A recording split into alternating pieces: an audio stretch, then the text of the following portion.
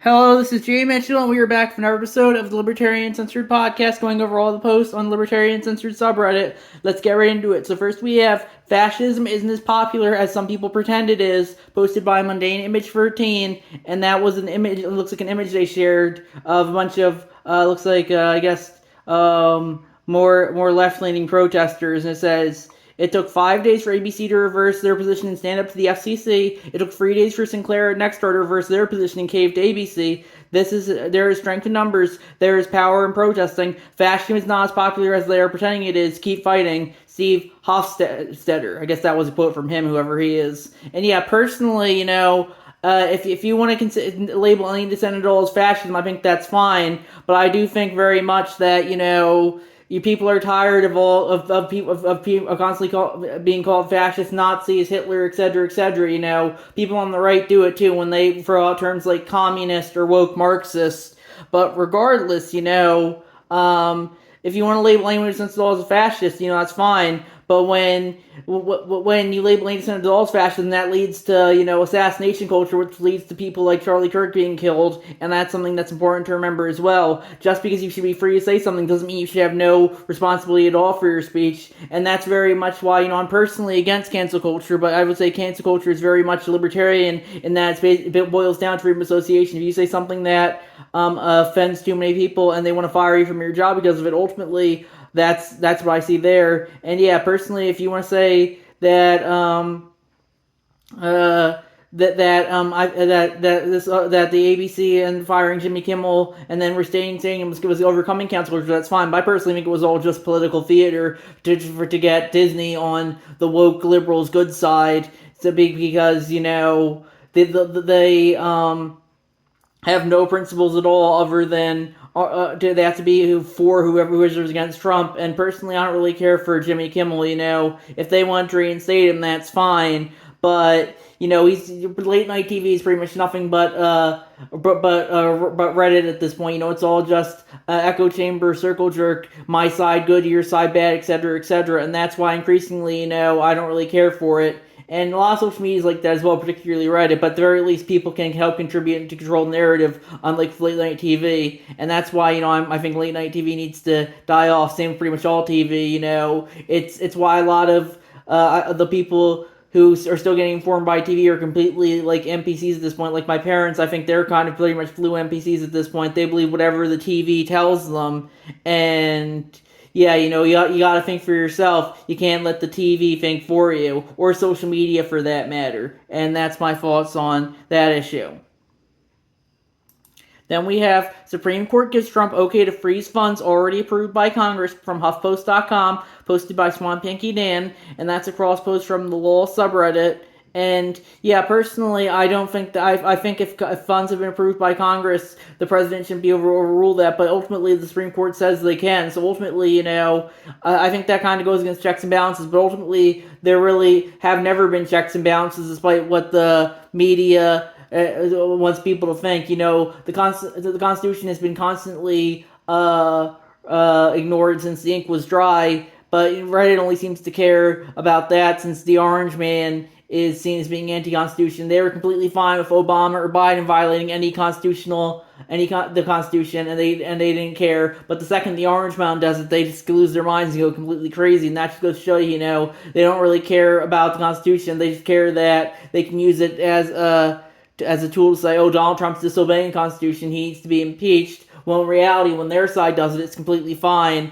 And I could even see media outlets like the New Yorker or like New York Times publish fall pieces during Biden's tenure. Oh, we got to get rid of the Constitution. But now that Trump's back in power, suddenly it's the best thing ever. And that just goes to show you that no principles, only teams. Next, we have Trump orders U.S. troops to Portland, authorizes full force from Bloomberg.com, posted by Ninja Lover, and yeah, personally, I think I think that's mostly just theater. I don't think the troops are really going to do anything other than stand around. It's just another move by Trump to make him look tough. And yeah, personally, I don't really care for Portland, but the libertarian position is, you need private militia to clean it up rather than the troops or the National Guard. And that's my thoughts on that issue. Next we have qualified. Why are we paying our taxpayer money on incompetence? Posted by Donkey, and that's crossover to the Facepalm from the Facepalm subreddit. It looks like that's since been removed, but it looks like they still have the image up in the thumbnail here. I think it looks like a tweet from Keith Boykin. Lindsay Halligan, 46 years old, third runner-up Miss Colorado USA pageant, Regis University, University of Miami Law School, corporate insurance lawyer, met Trump on a golf course, became one of his personal attorneys, no prosecutorial experience. Trump fires U.S. attorney in Virginia. She immediately gets the job, ignores prosecutor's recommendation, indicts former FBI director James Comey. Grand jury refuses to indict on one of three counts, turns in wrong indictment to the judge, misspells the word principal. And yeah, personally, Reddit only cares because, they think she's not qualified, because, I guess, she's a member of the out group rather than in group. But, I was reading recently that one of the judges who let that DeCarlos Brown Jr., the guy who stabbed Irina Kurkutska to death out on the subway in Charlotte, she had no law school experience either. She was just appointed by the Democratic Party because they felt like it, and that should go to show you, Reddit would never post that. But the second the Republicans appoint someone who doesn't have what they consider to be the necessary experience, suddenly it's the worst thing ever. And it just goes to show you, no principles, only teams. Qualifications these days are pretty much, if my person has the right letter next to the name, they're qualified regardless of the experience they have. Well, if your person has the wrong letter next to their name, they're not qualified regardless of the experience they have. And that just goes to show you that people will they'll always make excuses for their team. They'll say, they'll probably say, they didn't have the money to go to law school, or you can't just, law school isn't the end all be all. But here it's like, she's not qualified, and she could have all the qualifications in the world, and Reddit would still find a way to be against her. But it just goes to show you, the qualifications are increasingly, just whatever you're willing to do for the party rather than anything else. And that's my thoughts on that issue.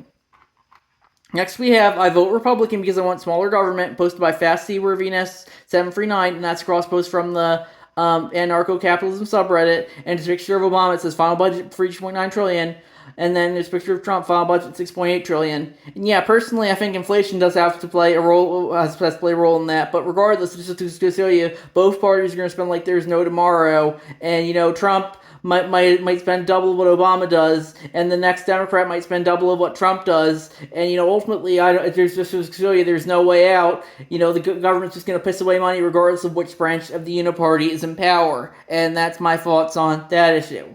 Then next we have lovely tweet endorsed by Tom Woods, and that's a tweet he reposted from Matt Walsh, who tweeted, "The mayor of Dearborn, Michigan is Abdullah Hammoud. The guy running against him in the mayoral race is Nagi Almudigi. The mayor's chief of staff is Zanib Hussein. The police chief is Issa Shaheen.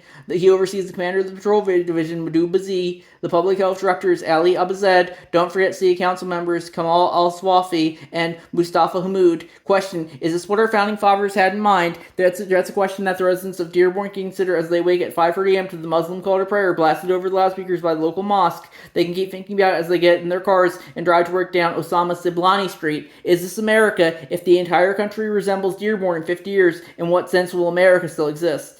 And then the OPA who posted it added, "Just in case anyone needed reminding that the folks in Midas Caucus and so many quote-unquote libertarians are more committed to bigotry and paranoia than they are to liberty." And yeah, personally, I agree with Tom Woods on a lot, but I definitely would kind of disagree with him here, retweeting Matt Walsh here. Personally, I think libertarian positions, if you want to have like a town that's primarily Islamic or all Islamic, ultimately you should have the property rights to have a town that consists of whatever demographic you want. If you want to have an all Islamic town, you should be able to have an all Islamic town. If you want to have an all Christian town, you should be able to have an all Christian town. If you want to have an all black town, you should be able to have an all black town. If you want to have an all white town, you should be able to have an all white town. If you want to have an all woke town, you should be able to have an all woke town. If you want an all MAGA town, you should be able to have an all MAGA town. Ultimately, it comes down to property rights, and that's very much the libertarian position on pretty much anything when it comes to stuff like this. And that's my thoughts on that issue. I personally wouldn't want to live in a town where pretty much everyone's a Muslim traditionalist, especially because if I was really woke, the Dearborn, they're very traditional Muslims that they banned the pride flag there. So, but if people want to live there, that's fine. If they don't want to live there, they're not being forced to do so. They're always free to move somewhere else.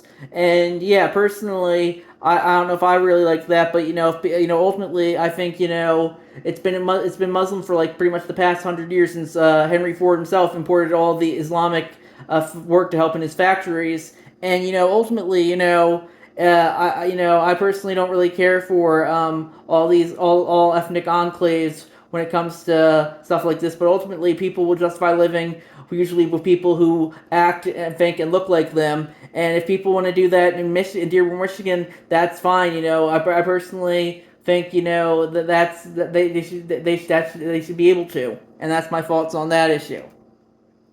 Next, we have Republicans are attempting to delay swearing in a recently elected Democratic member of Congress so she can't become the tie-breaking vote to release the Epstein files from NewRepublic.com, posted by Donald Key, and that's cross-post from the Law subreddit. And yeah, personally, this is the typical Reddit propaganda. It's making it sound like all Republicans are against the release of the Epstein files. Well, in reality, there are a lot of Republicans who are for releasing the Epstein files. Like Thomas Massey's a big one. He's been really spearheading the charge, along with Ro Khanna, who's a Democrat, and Marjorie Taylor Greene. She's someone who I don't agree with every issue on, but she's definitely been really spearheading releasing the Epstein files as well, and for that she deserves credit. But of course, Reddit, they'll make it sound like all Republicans are against releasing the Epstein files, when in reality, both major branches of the Uniparty have a lot of politicians who would be compromised by the Epstein files, and that's very important to remember. But Reddit only cares about the Epstein files currently because Orange Man's in them, rather than actually being principled about them. And that's my thoughts on that issue. Next, we have war-torn Portland, and that's a post from CH Warlocks, and that's a crosspost from the Lib subreddit, and that looks like some guy on TikTok going around looking at Portland, and it looks like the streets are basically empty except for a few protesters, it looks like. And yeah, personally, I guess I can see what he's talking about. Personally, I don't really think the troops do need to be thrown into Portland. Maybe back in like 2020 when they were constantly burning down the courthouse, but not currently now. It seems pretty peaceful now. But I think Trump, he just wants to look like a tough guy and send the troops into the woke cities so he can say he's standing up to the woke. When in reality, he's not really doing much of anything. He just wants to look like he's doing something. That's very much the Trump MO. I read Art of the Deal once, and he said that when he was trying to get a casino authorized in Atlantic City, he had dump trucks just move around and try and look busy rather than actually work on the thing because it was too late to actually work on the building structure. So he said just move around and look busy, and that's very much what I think the troops are going to be doing in cities like Portland and the like. And that's my thoughts on that issue. Next, we have Still Relevant, posted by FlimsyOut5563, and that's crosspost from the Propaganda Poster subreddit, a political cartoon by John John in 2005, and it's Uncle Sam has a box, control of internet speech, and the guy labeled corporate media asks, how do you like this wrapped? And the one wrapping is anti-terrorism, and has a bunch of U.S. flags on it, and the other is protect kids, and has a bunch of bunnies and kittens and smiley faces and flowers on it, and the sun, looks like. And yeah, personally, I would very much agree with that, very much. The control of internet speech is something that the government shouldn't have. I personally don't really care for Reddit and how it's pretty much just progressive Al-Qaeda.com at this point, especially, how I think that a guy who rammed into that church and shot it up, the Mormon church in Grand Blanc, Michigan, he sounded like he might have been a Redditor. But, personally, that doesn't give the federal government the ability to control online speech. Online speech needs to be free, and that includes for opinions that you disagree with. I do think Reddit's at such a level that, a ban would arguably be more than justified at this point because it has so much hate and call to action against anyone who senses it all as a fascist, Nazi, Hitler, etc., etc. But ultimately, that wouldn't be the libertarian position. The libertarian position is for no censorship of the internet, even in regards to, I would argue, as things such as child porn websites or snuff film websites. I personally wouldn't go to those, but it should be up to each individual of what websites they do and don't want to go to. And that's my decision on my take on that issue. Next, we have detention conditions of South Korean engineers, posted by CH Relax, and that's crosspost from the Eyes on Ice subreddit, and it looks like a TikTok or something. ICE made Hyundai's legal Korean engineers drink water off the floor, chained them up, and left them sleeping on moldy mats. And yeah, personally, I think that wasn't very nice, but ultimately the government's not very nice a lot of the time, and sometimes, there's nothing you can do about it. I personally don't really care for ICE, but Reddit didn't care about ICE until the Orange Man took power. ICE was still around during Biden and Obama's 10 years, but Reddit only seems to care now that the Orange Man's in power and it's fashionable to be against ICE. They don't care about ICE when the Democrats in office, even though it's still doing a lot of the same shit. And that's my thoughts on that issue. Next, we have Simple Sabotage Fuel mailing you by United States Office of Strategic Services from Gutenberg.org, posted by Harry Cutset 9721. And yeah, it looks like Simple Sabotage Fuel mailing you by United States Office of Strategic Services is a historical publication written during the early 1940s and World War II. The mailbox's guide for ordinary civilians to conduct simple acts of sabotage against enemy operations with need for specialized training or equipment. And yeah, this is more just Reddit going, see, I'm fighting the Nazis. When in reality, when you label anyone who dissents at all Nazi, that term's pretty much meaningless. And that's my thoughts on that issue. Next we have This is the AI MedBed video Donnie posted by CH Relax, and that's crosspost from the Cult Headquarters subreddit. And yeah, personally, I don't really care for Trump sharing an AI video of med beds or whatever, but ultimately, if he wants to share AI on anything, he should be able to. I think a lot of progressives, they're taking AI surprising me. It isn't too surprising. They said it's like a lot of your gun guns. They say we need to relegate this to keep people safe, and that's the libertarian position is you can't relegate anything to keep people safe. People will just justify doing whatever they want to, regardless of the laws and regulations on it. That's why I think the libertarian position should be on guns, abortions, drugs, etc., etc. The same with AI. Ultimately, people can do bad stuff with AI, but just because they can do bad stuff with AI doesn't mean it should be an excuse for government to regulate. It's like if the progressives were around in caveman times, I'm sure they would find a way to lobby to ban fire, because fire could be dangerous. Well, in reality, that's how humans advance to this point we have here. Ultimately, anything can be dangerous. That's not an excuse to regulate it. And that's my thoughts on that issue. And I think we're going to wrap up there. I'll see you guys in the next episode. Bye.